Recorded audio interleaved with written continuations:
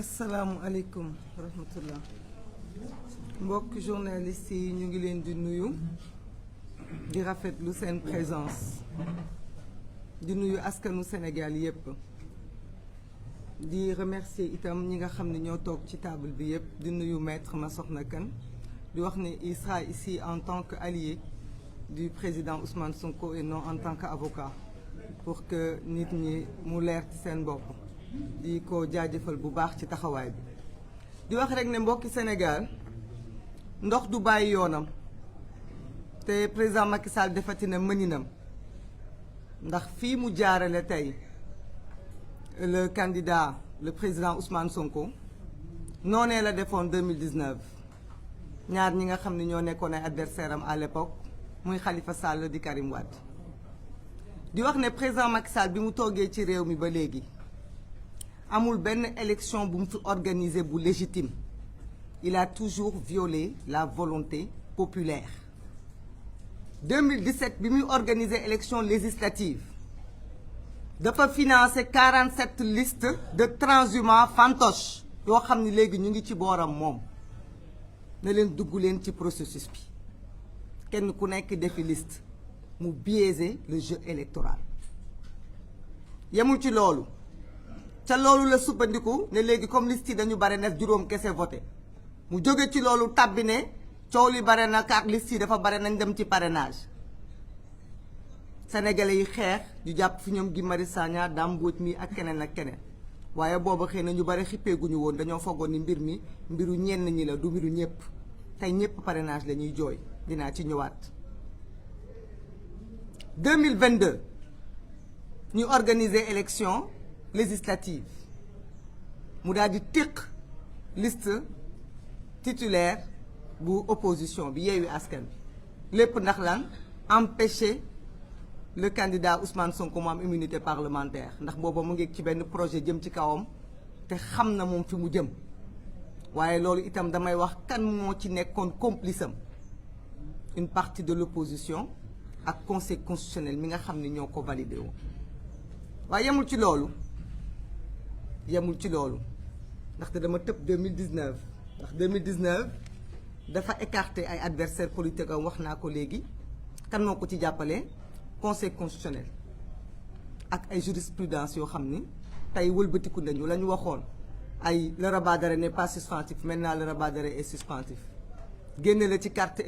électorale ay article L30 L24 lan moo ko mbubb muy dialogue waaye yemul ci loolu ba tey 2022 bi mu bloqué liste ba pare mu ñëw 2024 mu organiser nag opération maa tey jël 260 candidatures yoo xamante ne caaxaan faaxe la sànni leen ci liste bi toog ba mu neex ko mu def ci ay pré admis 93 pré admis waaye loolu yëpp benn kese moo ko ci amoon importance muy bi tax coow li am muy candidature bi nga xamante ne moo tax conseil constitutionnel mënatul sax appliquer propre jurisprudence am yi mu appliqué woon ma Samba ak ma Demba ak ma Paate mais fii il faut mu inventé wu waat créer ay yu bees mooy conseil constitutionnel su demee ba moom war a wax ci li nga xam ne mooy processus électoral bi ñëw amul lu muy teg ci loxo sénégalais yi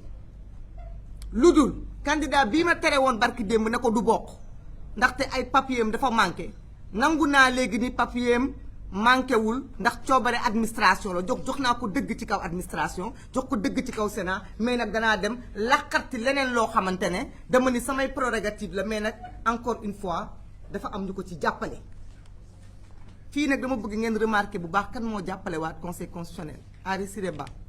cour suprême ci lu conseil constitutionnel wax na ñoom ñoo ko yët dossier bi nga xam ni moo tax ñu war a téye le candidat Ousmane Sonko. dossier boobu ñu wax ni dañ ko war a téye ñu dossier diffamation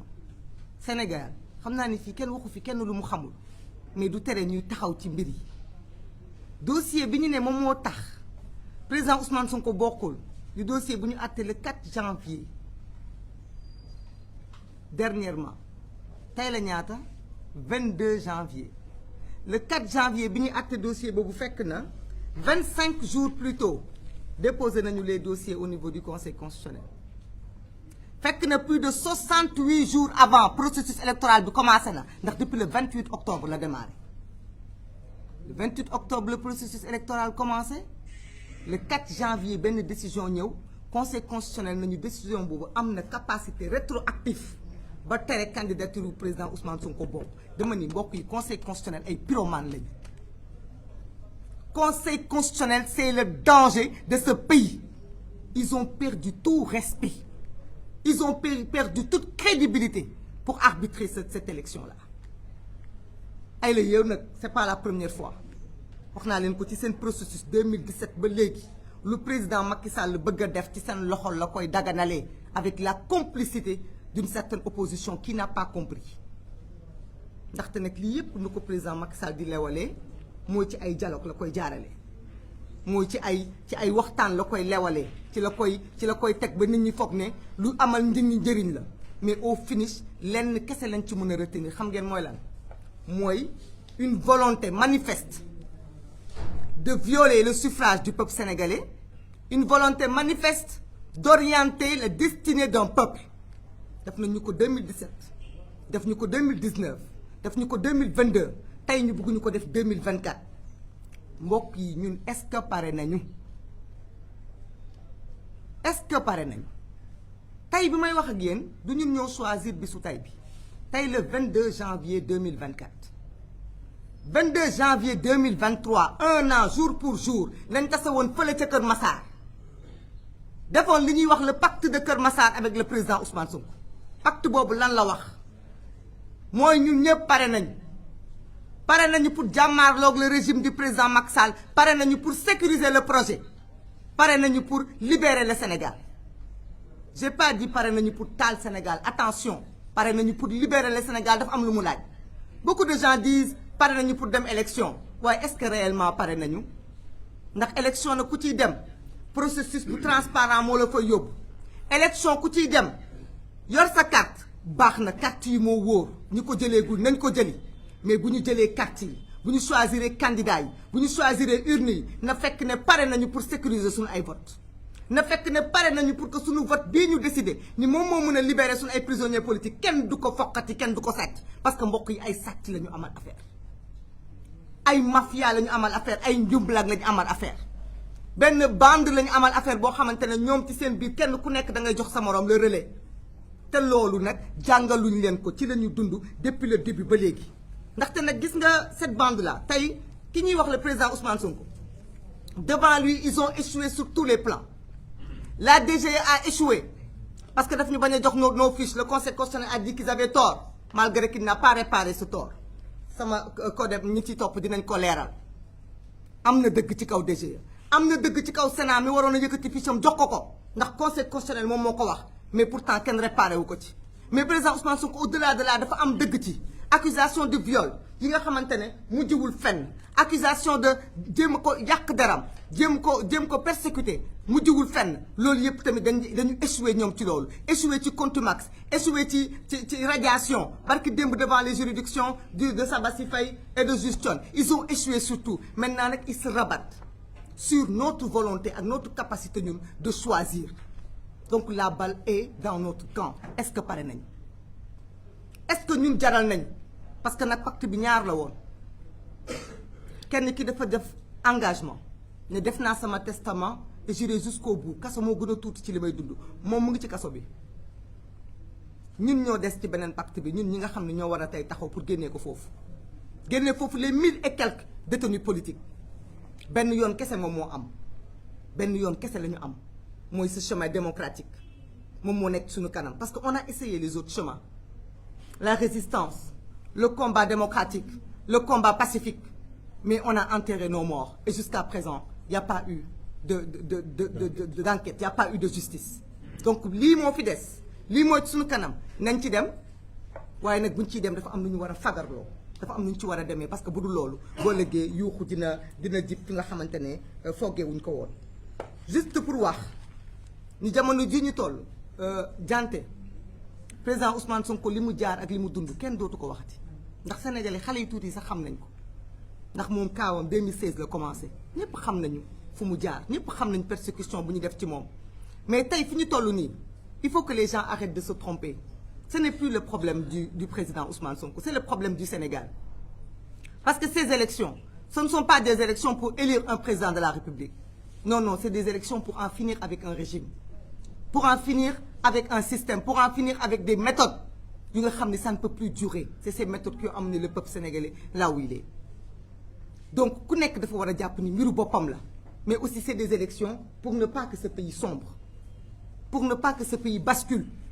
Parce que ñii ñëpp ma fi lim léegi DGE, Sénat, CDC, Conseil constitutionnel, Cour suprême, kenn ku nekk ci ñoom tu as été complice des forfaitures à un moment donné de l'histoire politique du Sénégal. Et les Sénégalais prennent acte.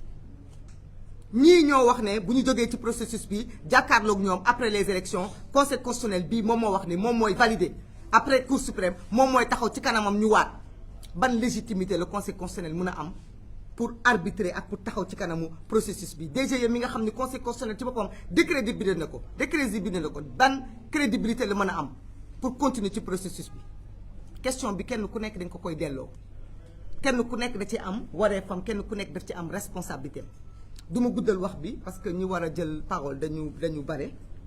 li may tëjee rek mooy di laaj ndax réew mi Dakar daf fay jeex wala ñun dañoo ñàkk ci fulla guñ koy jëndee ndaxte léeg-léeg dañuy jaawale nangu dogal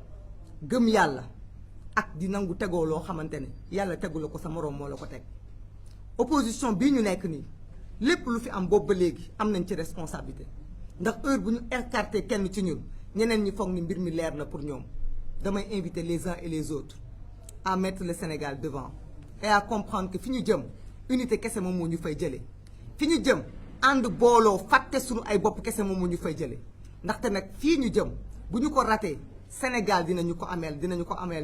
àq askan wi dinañu jéppi parce que nag on a l'occasion d'en finir avec ce régime une bonne fois pour toutes, pas pour nos petites personnes mais pour l'intérêt du Sénégal. Donc kenn ku nekk na xool ndax dafay uti garabu Dakar wala ndax dafay delluwaat làmb fitam xool taxawaay bu mu war a taxaw ci diggante bi nga xamante ne yàggatul dara mais diggante bu am solo la parce que lépp luñ fi wàcc rek bu soobee yàlla bu ëllëgee dinañ ko rëccoo ma def ci benn résumé bu ndaw rek en français juste pour dire que ce qui nous ramène ici c'est juste ce n'est pas de refaire le bilan de ce que le président Ousmane Sonko a subi comme injustice parce que il ne l'a pas subi à son nom propre il l'a subi au nom de tout un peuple et de tout un groupe de Sénégalais qui ont envie de changement. Le président Macky Sall est à la tête de ce pays depuis 2012. Mais nous savons tous qu'il n'a jamais organisé d'élection légitime depuis qu'il est à la tête de ce pouvoir. En 2017, il s'est arrangé pour qu'il y ait 47 listes. 47 listes qu'il a lui-même financées et envoyées compétir. Au lendemain des élections de 2017, il a récupéré la plupart de ces listes. Maintenant, ce sont des transhumants qui sont avec lui. En 2019, il s'est arrangé avec la complicité du Conseil constitutionnel et de certaines juridictions à écarter ses deux principaux adversaires politiques, à savoir l'ancien maire Khalifa Ababacar Sall et Karim Meïssa Wade. Il l'a fait au-dessus de tout le monde parce qu'il ne voulait pas compétir avec eux, parce qu'il voulait garder le pouvoir. Les gens ont pensé que c'était juste un problème de Khalifa Sall et de Karim Wade. Fort heureusement, le candidat qui est aujourd'hui victime, depuis lors, l'a compris. Il n'a cessé de se mettre à côté de toute l'opposition pour combattre les forfaitures que ces derniers ont vécues. Parce qu'il avait compris que ce n'était pas un problème de cela, mais un problème du président Macky Sall qui voulait rester au régime. Il a organisé ces élections présidentielles avec 5 candidats qu'il a par la suite récupérés à ses côtés pour certains. Étant donné que le président Ousmane Sonko est resté récalcitrant, résistant, n'a pas accepté aucune compromission, aucun compromis, aucun dialogue, parce qu'il fait toujours passer ces abominables protocoles par des dialogues simulacres, que l'opinion internationale semble penser que c'est un bon dialogueur, un homme de paix, un homme de réconciliation, qui tend la main à toute l'opposition. En réalité, à chaque lendemain de dialogue, il y a des deals et des soubassements politico-judiciaires qui s'en résultent. Il s'arrange toujours pour s'entendre avec une certaine partie de l'opposition, avec certains magistrats, pour arriver à faire valoir ses forfaitures. Au lendemain de 2019, l'opposition s'est quasiment disloqué, le président Ousmane Sonko est resté debout. N'a pas accepté de faire du mouroxo comme certains l'ont fait. N'a pas accepté de s'asseoir avec lui au lendemain de cette période de Covid. Qu'est-ce qu'il a fait? Il l'a attaqué, calomnié, accusé de viol, poursuivi, pourchassé, violenté. Les archives sont là. Ça ne l'a pas suffi parce que le président Macky Sall est de ces hommes qui ne supportent pas en réalité de voir meilleur ou plus debout ou plus droit ou plus résilient que lui. Il a oublié pourtant qu'en 2012, c'est le même peuple qui a accompagné le président Ousmane Sonko durant ces 3 dernières années qu'il a apporté à la tête de la magistrature suprême. Il a persécuté le président Ousmane Sonko et au-delà de lui, il a été jusqu'à organiser des élections législatives sans la liste titulaire de l'opposition, qui a été charcutée avec la complicité d'une partie de l'opposition, avec aussi la complicité de la Cour du Conseil constitutionnel. Il s'est retrouvé majoritaire à l'Assemblée nationale, avec peine bien sûr. Mais ça n'a pas suffi. En 2024, le voilà, qui malgré le parrainage, malgré tout ce qui s'est passé, il se retrouve avec 260 candidatures, pour la plupart inconnues même du commun des Sénégalais. 93 qui passent le premier filtre, et maintenant 20 qui sont admis à participer. Mais 20 parmi lesquels ne figure pas le leader de l'opposition sénégalaise. Comment peut-on cautionner des élections sans le leader de l'opposition? Nous apporterons certainement cette réponse-là parce que nous sommes convaincus que le leader de l'opposition est en prison, mais les Sénégalais, millions de Sénégalais qui ont leur carte électeur prêts à voter, sont eux dans leur maison. Et ces votes-là sont bien réels et nous ferons le maximum pour que ces votes lui arrivent, quel que soit le chemin et la personne qu'il décidera. Mais au-delà de cela, de quoi il s'agit aujourd'hui? Il s'agit aujourd'hui 22 janvier 2024, l'anniversaire jour pour jour du 22 janvier 2023, le jour du pacte de Keur Massar, de répondre à cette question. Sommes-nous prêts? Sommes-nous prêts à sauver ce projet? Sommes-nous prêts à sauver ce pays? Sommes-nous prêts à aller jusqu'au bout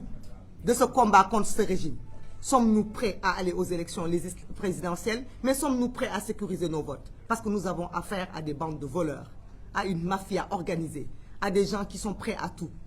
Ils ont tué nos frères, ils ont emprisonné nos sœurs, ils ont exilié nos amis. Et aujourd'hui, nous n'avons qu'un seul choix, c'est de gagner ces élections pour réparer toutes ces injustices et pour libérer le Sénégal. Mais pour ça, il faut que nous soyons prêts. Chacun de nous ne doit pas juste dire « je vais voter et rentrer chez moi ». Il faut que nous soyons prêts à défendre notre vote, à défendre notre pays. Sinon, sachons que ce sera peine perdue parce qu'eux n'hésiteront pas à refaire le même procédé pour voler ces élections comme à leur habitude. Je vous remercie.